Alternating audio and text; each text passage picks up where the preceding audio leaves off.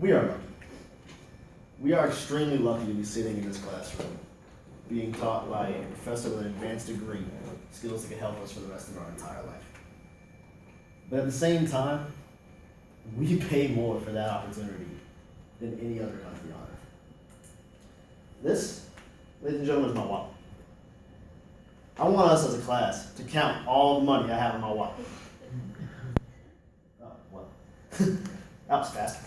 My wallet is empty because for the past 4 years of my life, I've been paying out of my pocket for my college tuition. So that renders this more or less useless.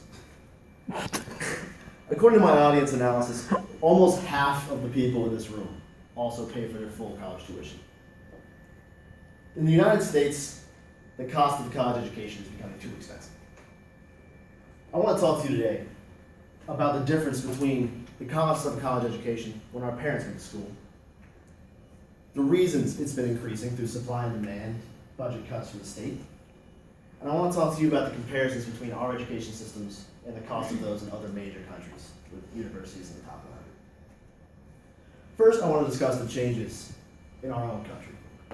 In 1965, the average cost of room and board plus tuition in the United States was $980 a year, top to bottom.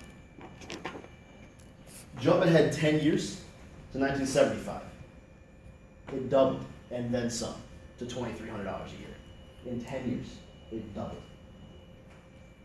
That number steadily increased at about the rate of $500 a year since 1975 until it hit about $2,000. At that point, it hiked up to increasing about $1,000 a year to a current modern national average of $21,109 a year to attend a university. Now that we've talked about the drastic change in our own country, I want to go over some of the reasons for the change. One of the big ones is supply and demand. Now, we would all agree that in this country, there's a finite number of major universities. When I say major universities, that takes into account schools like Alabama, LSU, UNC, large schools of that nature. That finite number represents a demand curve. Now, that number represents the supply curve. Now, every year, an increased number of students find the need and desire to go to college. And you all know that growing up, it was almost taboo to not go to college. If you didn't do that, it was almost a disappointment. I know it felt like that for me. Now, every year, universities try to find ways to accommodate these students, these increasing numbers of students, but eventually, they can only do that for so long.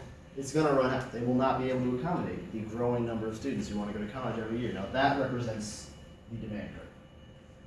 Now, basic economics tells us that when you have a constant supply and an increasing demand, price will increase. So the increasing supply of students all demand the same number of finite colleges, and the cost of tuition will grow.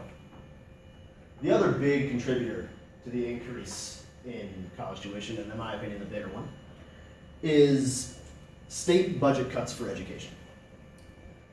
Now, Carlos Sanchez, a writer for NPR,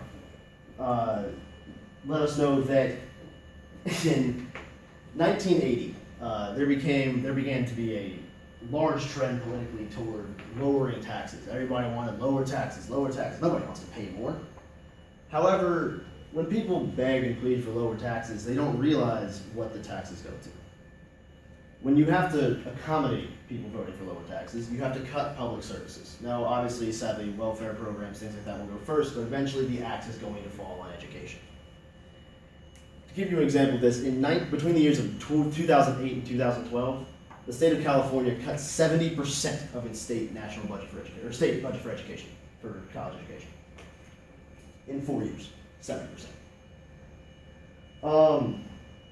Now, when taxes are cut and the state no longer pays revenue to universities to accommodate students, that money still has to come from somewhere. And they had to start raising tuition costs in order to make up the difference. Now you know some startling statistics about schools in our country. I want to share with you some numbers from some other European countries that seem to be way ahead of the game than us in the state of the world of education and finance. We're going to focus in this speech about Germany, Sweden, and the Netherlands, simply because they are three of the ones that have the most universities and within the top 100 ranked universities in the world. I want to see how we compare side by side. So, to start, compared to 49% of people in the United States, 89% of the Netherlands, 95% of Germany, and 97% of Sweden can all afford to go to college.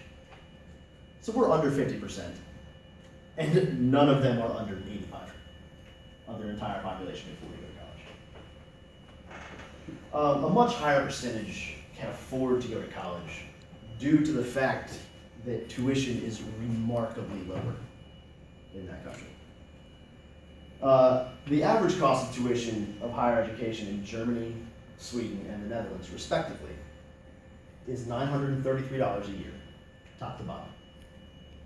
$600 a year, top to bottom.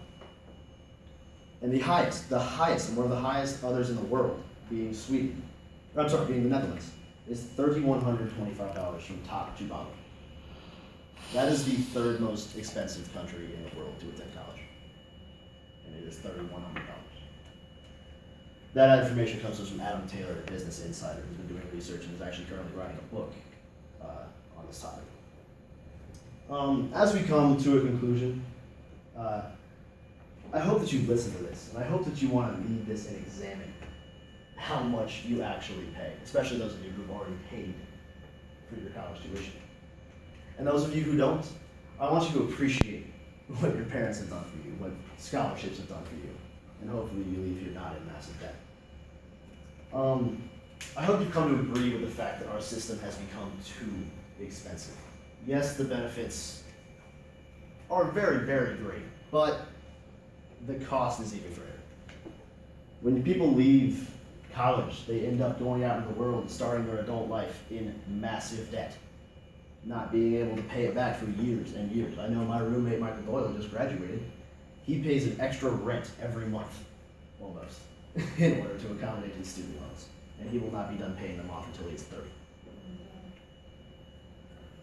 We've discussed the drastic changes over the past half century in this country. We've discussed the causes being supply, demand, state budget cuts for education, and how we stack up against other countries in the world in terms of supplying one of the most important benefits of being a citizen of a country, being education. I restate that it has become too expensive. It's unreasonably expensive to attend college in the United States. And I hope that after this speech, you think about that cost and the opportunities that accompany it. I hope that maybe you help spread awareness. And if nothing else, when it finally comes down to when you vote for things to lower taxes, think about what they could go to. Think about the benefits that other people after you could reap. I want you to know that the opportunity that we've been granted has come at a high cost.